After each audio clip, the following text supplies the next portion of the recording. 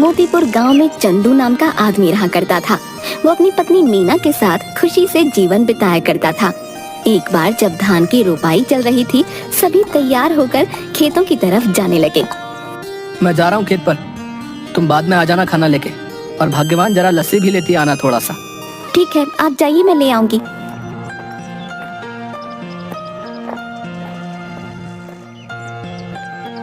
चंदू खेत में पहुंचता है, थोड़ी देर काम करता है, तभी खेतों की मेड़ों पर दो आदमी चल रहे होते हैं। उनमें से एक आदमी छाता लेकर चल रहा होता है, जमींदार करोड़ीमल और उनका मुंशी बाबूलाल। साहब, यह है चंदू, सुना है इसकी फसल बहुत अच्छी निकलती है। इस बार 8 बोरी चावल के लिए इसे बोल देते हैं। करीब है, 2 पैसा कमा लेगा तो दुआ ही देगा। ठीक है बाबूलाल, जाके इसे बता दो। जी मालिक। अरे ओ चंदू, सुन तो। क्या बात है बाबूलाल भाई?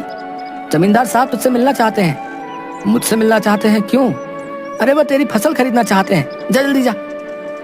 जी जमींदार साहब। आओ चंदू आओ, सुना है तुम्हारी फसल बहुत अच्छी होती है। क्या इस बार की फसल तुम हमें बेचना चाहोगे? बाजार के दाम से अच्छा दाम दे दूंगा। ये तो हमारे लिए खुशी की बात है साहब। तो फिर ठीक है, जिस दिन फसल ठीक से तैयार हो जाएगी हमें बता देना, हम आदमियों को भिजवा देंगे। तुम्हारी फसल काटने में वो सब तुम्हारी मदद करेंगे और तुम्हारे घर पर पैसे भिजवा देंगे। उसके बाद जमींदार चला जाता है। चंदू फिर से खेत में वापस आकर काम करने लगता है। थोड़ी देर बाद मीना वहाँ आ जाती है। सुनिए जी, आ जाइए, आपके लिए खाना लेकर आई हूँ, और हाँ, साथ में लस्सी भी लाई हूँ। आता हूँ।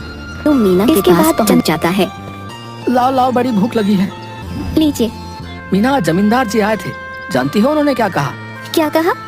उन्होंने कहा कि वो हमारी इस बार की फसल खरीदना चाहते हैं और बाजार से अच्छे दाम भी देंगे। ये तो बड़ी खुशी की बात है। ये सब माता रानी की कृपा से हुआ है। मैं कहती थी ना, एक दिन सब ठीक हो जाएगा। माता रानी करे ऐसा ही हो। इसके बाद दोनों घर चले जाते हैं। इसके बाद चंदू सो जाता है।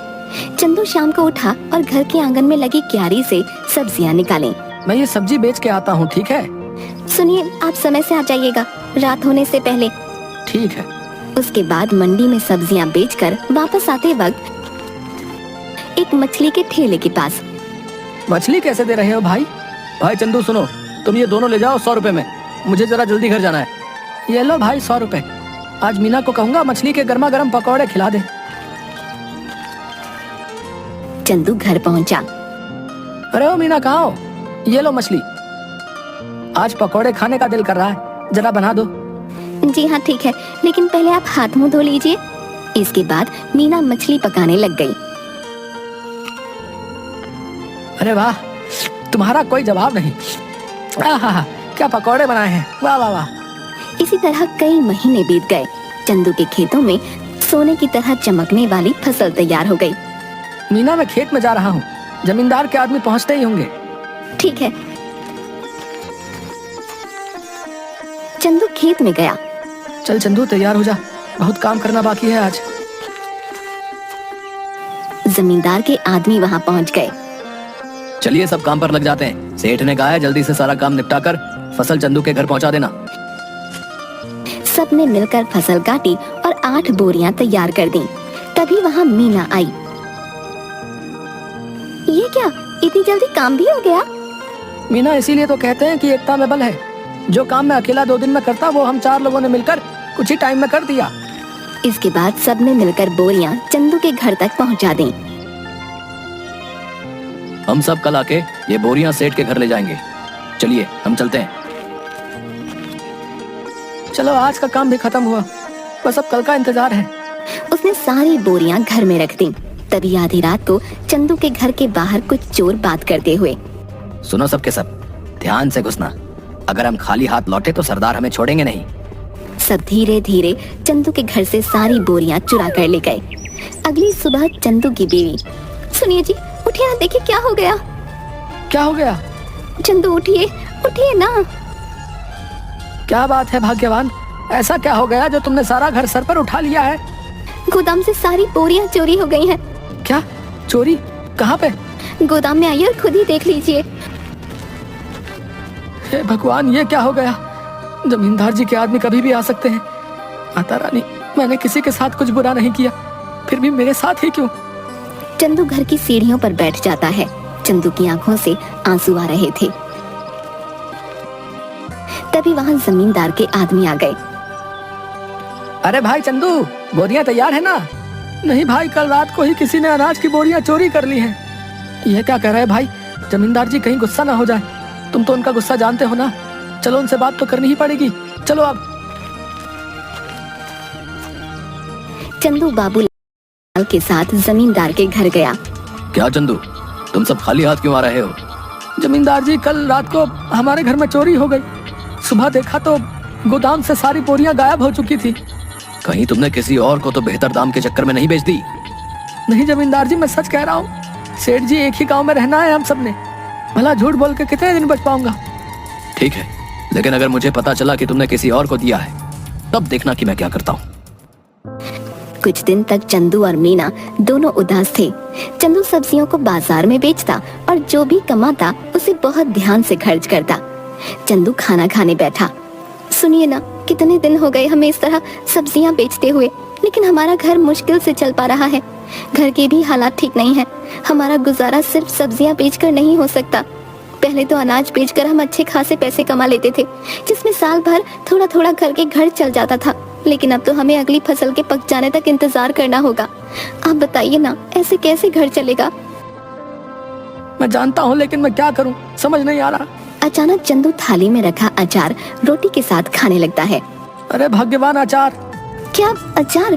क्या मतलब है? मैं आपको अचार की तरह दिखती हूँ? आप मेरे बारे में ये सब सोचते हैं? नहीं भाग्यवान, मैं तो कह रहा था कि हमारी समस्या का समाधान है ये अचार। कैसे? मेरी बात सुनो ध्यान से। तुम अचार बनाना और मैं अचार लोगों के घर जाके बेचूंगा। पहले हम लोगों का अचार का स्वाद चखाएंगे, उन्हें पसंद आया तो वो खरीद लेंगे। अगर पसंद नहीं आया तो? अरे कैसे नहीं आएगा?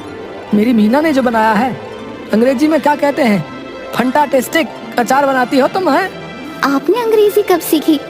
तुम मुझे कम मत समझो। What are you doing? I am very well। देखा? आप तो बड़ी अच्छी अंग्रेजी बोल लेते हैं। दोनों हंसने लगते हैं। इसके बाद मीना अचार बनाने लगी और मीना ने अचार डिब्बों में पैक कर दिया और चंदू चल पड़ा साइकिल लेके। चंदू एक घर पर जाकर रुका। घर पे कोई है भाई? अरे चंदू भैया, आप यहाँ कैसे? ये क्या ले आए? अचार बेचने का काम शुरू किया है, इसीलिए घर घर जाके बेच रहा हूँ। अचार खरीदना चाहेंगी? जरूर, जरा चखाना तो भैया। औरत ने अचार चखा तो उसे बड़ा पसंद आया। भैया ऐसा करो, 1 किलो दे दो। कितना हुआ? 150 रुपए में। ठीक है भैया, अभी पैसे लेकर आती हूँ। चलता हूँ बहन। ऐसे करते करते चंदू दूसरे घर गया। रमेश भैया घर पे हो? अरे चंदू, तू कैसा है भाई? और कैसा चल रहा है सब? उस चोरी के बारे में सुनकर बहुत बुरा लगा यार, जान के। जाने दो भाई, क्या कर सकते हैं। अच्छा ये बताओ, अचार खरीदते हो बाहर से? हाँ, क्यों? मैंने अचार बनाना शुरू किया है। क्या बात है, जरा चखाओ तो। चंदू ने उसे थोड़ा सा चखने को दिया। अरे वाह, किसने बनाया? मीना ने। भाभी को कहना बहुत अच्छा अचार बनाती हैं, बड़ा ही कमाल का। बताओ भाई, खरीदोगे? हाँ भाई, क्यों नहीं, दूसरों से भी तो खरीदता ही हूँ, इससे अच्छा तुमसे ना खरीद लूं। ये बताओ कितने में बेच रहे हो? 150 रुपए किलो। ठीक है भाई, 2 किलो दे दो। चंदू एक घर पर जाकर रुका। घर पे कोई है भाई? अरे चंदू भैया, आप यहाँ कैसे? ये क्या ले आए? अचार बेचने का काम शुरू किया है, इसीलिए घर घर जाके बेच रहा हूँ। अचार खरीदना चाहेंगी? जरूर, जरा चखाना तो भैया। औरत ने अचार चखा तो उसे बड़ा पसंद आया। भैया ऐसा करो, 1 किलो दे दो। कितना हुआ? 150 रुपए में। ठीक है भैया, अभी पैसे लेकर आती हूँ। चलता हूँ बहन। ऐसे करते करते चंदू दूसरे घर गया। रमेश भैया घर पे हो? अरे चंदू, तू कैसा है भाई? और कैसा चल रहा है सब? उस चोरी के बारे में सुनकर बहुत बुरा लगा यार, जान के। जाने दो भाई, क्या कर सकते हैं। अच्छा ये बताओ, अचार खरीदते हो बाहर से? हाँ, क्यों? मैंने अचार बनाना शुरू किया है। क्या बात है, जरा चखाओ तो। चंदू ने उसे थोड़ा सा चखने को दिया। अरे वाह, किसने बनाया? मीना ने। भाभी को कहना बहुत अच्छा अचार बनाती हैं, बड़ा ही कमाल का। बताओ भाई, खरीदोगे? हाँ भाई, क्यों नहीं, दूसरों से भी तो खरीदता ही हूँ, इससे अच्छा तुमसे ना खरीद लूं। ये बताओ कितने में बेच रहे हो? 150 रुपए किलो। ठीक है भाई, 2 किलो दे दो। चंदू ने पैक करके दे दिया। धीरे धीरे उसका सारा अचार बिक गया। चंदू घर पहुंचा। मीना, आप आ गए? कैसा गया आज का दिन? किसी ने खरीदा कुछ अचार? कुछ तो नहीं खरीदा किसी ने। मैंने कहा था ना, मेरा अचार इतना भी खास नहीं है।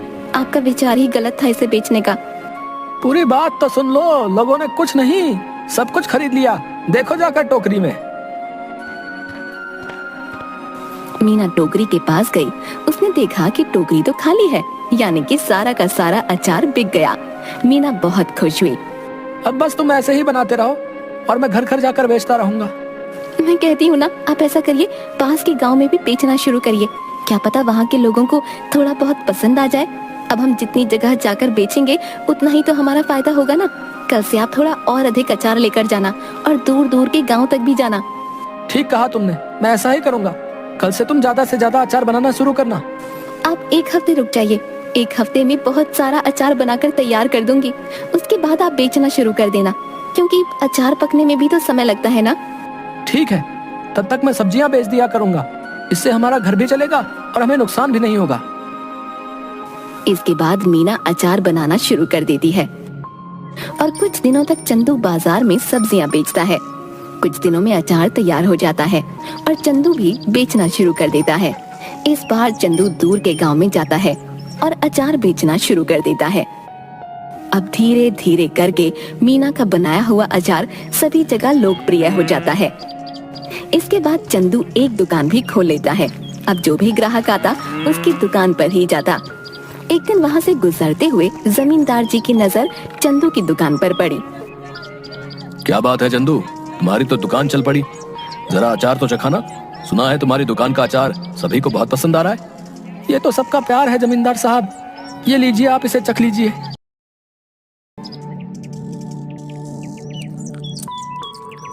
ये तो बड़ा स्वादिष्ट है। ऐसा करो, हमारे घर पर 60 किलो अचार पहुंचा देना। हमारे यहाँ बहुत बड़ा भंडारा है। 1 हफ्ते में हम तुम्हारे घर पर कुछ लोगों को भेज देंगे रात को, इसलिए तुम सारा सामान तैयार रखना। जी जमींदार साहब। रात को जमींदार के लोग चंदू के घर नहीं पहुँचे। रात भी काफी हो गई थी। ऐसा करिए, आप सो जाइए। अगर कोई आया तो हमें पता चल ही जाएगा, तब उठकर उनका सामान उन्हें दे देंगे। तुम ठीक कहती हो, सो जाना चाहिए। क्या पता वो आज ना आए। चलो सो जाते हैं। अगले दिन जब चंदू और मीना उठे तो घर में फिर से चोरी हो चुकी थी। इस बार चोरी अचार की हुई थी। सुनिए, घर में फिर से चोरी हो गई है। किसी ने इस बार हमारा रखा हुआ अचार चुरा लिया। चंदू उठा और जाकर अचार जहाँ रखा था वहाँ देखने लगा। मैं जमींदार साहब को बता कर आता हूँ। उन्हें कहीं और से पता चलेगा तो कहीं वो गुस्सा ना हो जाए। ठीक है, आप संभाल लेना सब कुछ इस बार। चंदू जमींदार साहब के घर गया। जमींदार साहब, इस बार फिर से आपके लिए जो हमने अचार तैयार किया था वो चोरी हो गया। ये हमेशा मेरे साथ ही क्यों हो रहा है? मैं तुमसे कुछ भी मंगाता हूँ और वो तुम्हारे घर में चोरी हो जाता है। मुझे लगता है तुम मुझे अपना सामान बेचना ही नहीं चाहते। ठीक है, मैं भी नहीं खरीदूंगा आज के बाद तुम्हारा कोई सामान। जाओ। ऐसी बात नहीं है जमींदार साहब, अब खुद ही सोचिए। मैं आपसे दुश्मनी क्यों मोल लूंगा? आप चिंता मत करिए, मैं आपके लिए दोबारा से 60 किलो का अचार तैयार करता हूँ। ठीक है, अगर इस बार कुछ हुआ तब देख लेना। चंदू अपने घर गया और सोचने लगा कि अब इस चोर को कैसे रोके। इस बार चंदू ने बहुत सारे मटकों को एक जगह पर रखा और चला गया। अचानक आधी रात को आवाज आई। सारे के सारे चोर दर्द से चिल्ला रहे थे। अब जैसे ही चंदू उस कमरे में गया, ये तो मुझे नहीं पता, आप हमें माफ कर दीजिए। अब पुलिस को मत बुलाना बस। ठीक है, नहीं बुलाऊंगा, पर मेरी एक शर्त है। अगर गांव में तुमने दोबारा कभी चोरी की तो मैं बाबूलाल की मदद लेकर तुम्हें पुलिस के हवाले कर दूंगा। ऐसी नौबत नहीं आएगी चंदू भाई, हमें माफ कर दो। इसके बाद चोर चले गए। अगले दिन चंदू जमींदार साहब के घर गया। उसने जमींदार साहब को सारी बातें बता दी।